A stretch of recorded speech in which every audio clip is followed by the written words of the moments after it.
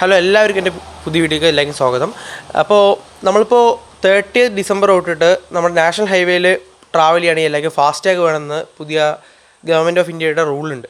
അപ്പോൾ അതുകൊണ്ട് ഡിസംബർ 30 തൊട്ടിട്ട് ഫാസ്റ്റാഗ് ഇല്ലാതെ നാഷണൽ ഹൈവേയുടെ ടോൾ പ്ലാസയിൽ കൂടെ കടന്നു പോകുകയെന്ന് വെച്ച് കഴിഞ്ഞാൽ ഡബിൾ ടോൾ കൊടുക്കേണ്ടി വരും. അപ്പോൾ എല്ലാവർക്കും ഫാസ്റ്റാഗിൻ്റെ ആവശ്യം ഇപ്പോൾ ഉണ്ട്. അപ്പോൾ അതുകൊണ്ട് തന്നെ ഞാനൊരു ഫാസ്റ്റാഗ് വാങ്ങി കാറിൽ വെക്കാൻ പോവാണ് ഇപ്പോൾ. അപ്പോൾ അതിൻ്റെ പ്രൊസീജിയർ എങ്ങനെയാണെന്ന് അറിഞ്ഞു കഴിഞ്ഞാൽ നിങ്ങൾക്കും അത് സൗകര്യമാകുന്നതുകൊണ്ട് ഫാസ്റ്റാഗ് എങ്ങനെയാണ് വാങ്ങേണ്ടതെന്നും അത് എവിടെയാണ് ഫിക്സ് ചെയ്യേണ്ടതെന്നുള്ളതും അങ്ങനെയുള്ള കാര്യങ്ങളൊക്കെയാണ് ഞാൻ ഈ വീഡിയോയിൽ പറയുന്നത്. അപ്പോൾ ഫസ്റ്റ് കാര്യം എന്താ വെച്ചാൽ ഫാസ്റ്റാഗാണ്.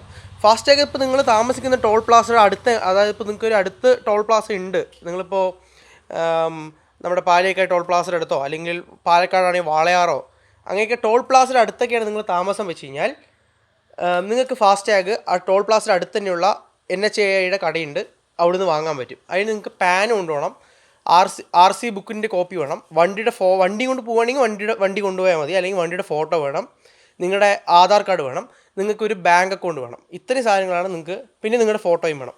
ഇത്രയും സാധനങ്ങളാണ് നിങ്ങൾക്ക് ഇതിന് വേണ്ടിയുള്ള ഡോക്യുമെൻറ്റ്. കൊണ്ടുപോയി കഴിഞ്ഞാൽ അപ്പോൾ തന്നെ നിങ്ങൾക്ക് ഫാസ്റ്റാഗ് കിട്ടും. അവിടുത്തെ ടോൾ പ്ലാസയുള്ള കടയിലാണെങ്കിൽ, ബാങ്കിലാണെങ്കിൽ അടുത്ത ദിവസം കിട്ടും. അപ്പോൾ അതുകൊണ്ട് നിങ്ങൾക്കിപ്പോൾ ടോൾ പ്ലാസയുള്ള കടയിൽ പോകണമെങ്കിൽ നിങ്ങൾക്ക് ഇത്രയും കാര്യങ്ങൾ കൊണ്ടുപോയി അവിടെ പോയി കഴിഞ്ഞാൽ നിങ്ങൾക്ക് 500 രൂപയോളം ചിലവ് വരും ഫാസ്റ്റാഗിന്. അതിലത്തെ 200 രൂപയോളം ഫാസ്റ്റാഗിൻ്റെ വിലയാണ്, 200 രൂപ ആക്ടിവേഷൻ ഫീ ആണ്, 100 രൂപ നിങ്ങളുടെ അക്കൗണ്ടിലേക്ക് കയറും. അങ്ങനെയാണ് 500 രൂപ കൊണ്ട് വരുന്നത്. ഏതാണ്ടൊരു ബ്രേക്കപ്പാണ്. ഇത് എക്സാക്റ്റ് ആണെന്ന് എനിക്ക് ഉറപ്പ് പറയാൻ പറ്റില്ല, കാരണം ഓരോ ബാങ്കുകൾക്കും ഓരോന്നും പോലെയാണ്. അതുകൊണ്ട് എക്സാക്റ്റ് ആണെന്ന് എനിക്ക് പറയാൻ പറ്റില്ല. അപ്പോൾ ഇതാണ് NHൻ്റെ ഫാസ്റ്റാഗ് എന്ന് പറയുകയാണെങ്കിൽ. അത് കഴിഞ്ഞാൽ പിന്നെ ബാങ്കിൻ്റെ ആണെങ്കിൽ നിങ്ങളിപ്പോൾ SBIയോ ആക്സിസോ കരൂർ വൈശ്യ ബാങ്കോ ഏത് ബാങ്കാണെന്ന് വെച്ച് കഴിഞ്ഞാലും അവിടെയൊക്കെ ഇതുണ്ട്. അവിടെ എല്ലാത്തിലും നിങ്ങൾക്ക് നിങ്ങളുടെ ഫാസ്റ്റാഗ് കിട്ടും. അല്ല, നിങ്ങൾക്ക് വേണമെങ്കിൽ Paytm മാളിൽ നിന്നും ഫാസ്റ്റാഗ് വാങ്ങാം. അതും അല്ലെങ്കിൽ ആമസോണിൽ ഫാസ്റ്റാഗ് അവൈലബിൾ ആണ്, പക്ഷേ ഇപ്പോൾ സ്റ്റോക്ക് ഔട്ടാണ് ആമസോണിൽ, അതുകൊണ്ട് ആമസോണിൽ നിന്ന് കിട്ടില്ല. അല്ലെങ്കിൽ നിങ്ങൾക്ക് എയർടെല്ലിൽ കൂടെയും ഫാസ്റ്റാഗ് വാങ്ങാം, പക്ഷേ എയർടെൽ കൂടെ വാങ്ങണം വെച്ച് നിങ്ങൾക്ക് എയർടെൽ പേയ്മെൻറ്റ് ബാങ്കിൽ അക്കൗണ്ട് വേണം. ഇതൊക്കെയാണ് ഇപ്പോൾ ഫാസ്റ്റാഗ് കിട്ടാനുള്ള കാര്യങ്ങൾ. ഇനി നമുക്ക് ഫാസ്റ്റാഗ് എന്താണെന്നുള്ളതിലേക്ക് കിടക്കാം. അപ്പോൾ ഒന്ന് ഫാസ്റ്റാഗ് കാണിച്ചു. നവംബർ 30 മുമ്പ് വാങ്ങണമെങ്കിൽ നിങ്ങൾക്ക് വേറെ ബെനിഫിറ്റ് കൂടിയിട്ട് എന്താ വെച്ച് കഴിഞ്ഞാൽ ഫാസ്റ്റാഗിൻ്റെ സർവീസ് ചാർജ് 200 രൂപ അവരിപ്പോൾ ഈടാക്കുന്നില്ല.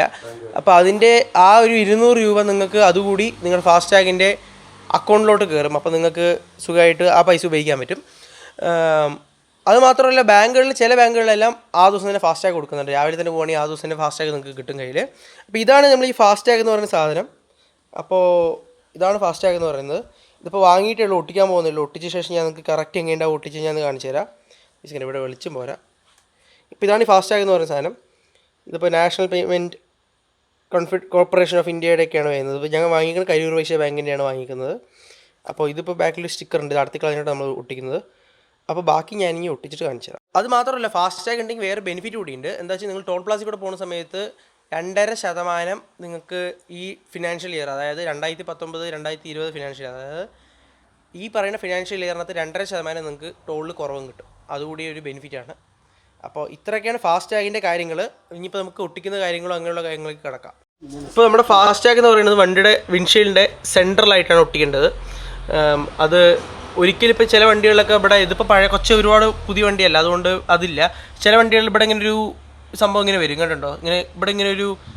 ചില വണ്ടികളിൽ ഇവിടെ ഇങ്ങനെ ഒരു ചെറിയൊരു പീസ് പോലെ സംഭവം വരും, ഒരു സെറാമിക് സ്ട്രിപ്പ് പോലെ. അത് ഉള്ളിലേക്ക് കാര്യമായിട്ട് ചൂട് വരാണ്ടിരിക്കാനൊക്കെ ആയിട്ട് ഈ ഗ്ലാസ് അതായത് ഉള്ളിലത്തെ റിയർ വ്യൂ മിറർ ഈ ഗ്ലാസ്സിൽ ഒട്ടിച്ചിട്ടുള്ള വണ്ടികളിൽ നമുക്ക് ഇങ്ങനെ ഇവിടെ ചെറിയ കോട്ടിങ് പോലെ വരും. ആ കോട്ടിങ്ങിൻ്റെ പുറകിൽ ഒട്ടിക്കരുത്, കാണുന്ന പോലെ ഇവിടെ ഈ ഗ്ലാസ്സിൽ കാണുന്ന പോലെ ഒട്ടിക്കണം. കാരണം ഈ സെൻസർ വെച്ച് RFID സെൻസർ വെച്ചിട്ടാണ് ഈ സംഭവം വർക്ക് ചെയ്യുന്നത്, അതുകൊണ്ട് അത് മറയാൻ പാടില്ല. മാത്രമല്ല, ഈ ഫാസ്റ്റാഗ് ഒട്ടിച്ചിട്ട് നിങ്ങളിപ്പോൾ എങ്ങനെ സ്ഥലം മാറിപ്പോയെന്നോ എന്തെങ്കിലും പ്രശ്നമാവുകയാണെങ്കിൽ അടത്തിയിട്ട് ഒട്ടിക്കാൻ പറ്റില്ല. അടത്തി ഒട്ടിച്ച് കഴിഞ്ഞാൽ അതിൻ്റെ ഇതിൻ്റെ പുറകിൽ ഒരു ചെറിയൊരു കോയിൽ പോലത്തെ സംഭവം ഉള്ളത്, ആ കോയിൽ നാശമായി കഴിഞ്ഞാൽ പിന്നെ അത് ഉപയോഗിക്കാൻ പറ്റില്ല. അങ്ങനെ ആവുകയാണെന്ന് വെച്ച് കഴിഞ്ഞാൽ നിങ്ങൾ പുതിയൊരു ഫാസ്റ്റാഗ് വാങ്ങേണ്ടി വരും. ഇത്രേ ഉള്ളൂ ഫാസ്റ്റാഗിൻ്റെ കാര്യങ്ങൾ. അപ്പോൾ നമുക്ക് ഇനി ഒട്ടിക്കുന്ന ഞാൻ പോയിട്ടൊന്ന് നോക്കട്ടെ. ഇവിടെ ക്ലീൻ ചെയ്യാനായിട്ട് കുറച്ച് സാധനങ്ങൾ കൊണ്ടു വെച്ചിട്ടുണ്ട് ഞാൻ. ലൈറ്റ് ഓണാക്കാം. അപ്പോൾ പറ്റുമെങ്കിൽ നിങ്ങളുടെ കയ്യിൽ ഒരു LCD ക്ലീനറോ വല്ലതും ഉണ്ടെങ്കിൽ ക്ലീൻ ചെയ്താൽ കുറച്ച് വൃത്തിയായിരിക്കും. കാരണം കുറച്ചൊരു ചളി പോവും. അപ്പോൾ നമുക്കിത് ക്ലീൻ ചെയ്യണം ആദ്യം. അപ്പോൾ അത്യാവശ്യം കൊടുക്കുക, ഒരുപാട് പിശുക്കണ്ട, അത്യാവശ്യം കൊടുക്കുക. എന്നിട്ട് ഏതാണ്ട് ഇവിടെ ആയിട്ടാണ് നമ്മൾ ഒട്ടിക്കുന്നത്, അതുകൊണ്ട് നമ്മൾ അവിടെ ക്ലീൻ ചെയ്യണം. നന്നായി ക്ലീൻ ചെയ്യണം. വെറ്റായിരിക്കും ഇത്. വെറ്റാണെന്ന് വെച്ച് കഴിഞ്ഞാൽ ചെറിയ ഇലക്ട്രോണിക് സർക്യൂട്ട് തന്നെ പുറകിലുള്ളത്, അതുകൊണ്ട് അത് നാശമാവും വെറ്റാണെങ്കിൽ. അതുകൊണ്ട് വെറ്റായിരിക്കും ഒരിക്കലും ഗ്ലാസ്. നല്ല ഡ്രൈ ആയിട്ട് ക്ലീൻ ചെയ്യുക. ദയവ് ഇത് പിശുക്ക് കാണിക്കരുത്. ധാരാളം ലിബറലായിട്ട് ടിഷ്യൂ പേപ്പറോ അല്ലെങ്കിൽ ടവലോ വെച്ചിട്ട് ക്ലീൻ ചെയ്യുക.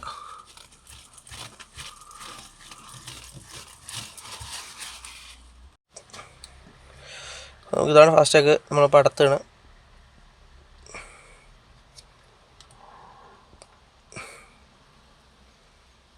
ആ സിൽവർ ഭാഗം പുറത്ത് വരണം.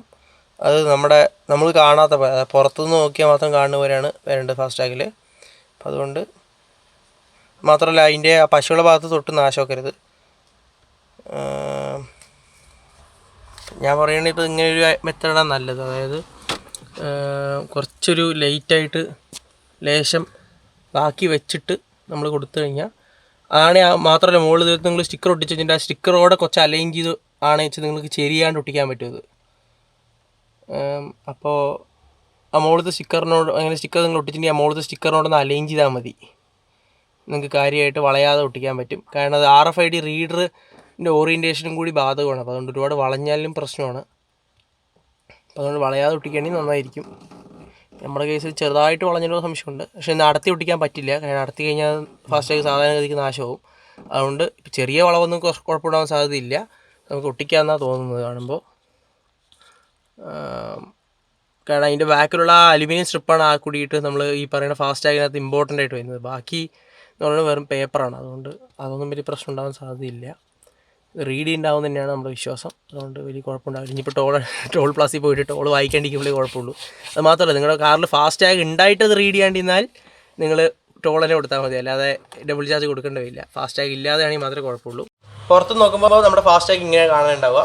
അപ്പോൾ ഇങ്ങനെ തന്നെയാണ് നിങ്ങളിലേക്ക് വന്നിരിക്കുന്നത് വെച്ച് കഴിഞ്ഞാൽ കറക്റ്റായിരിക്കും.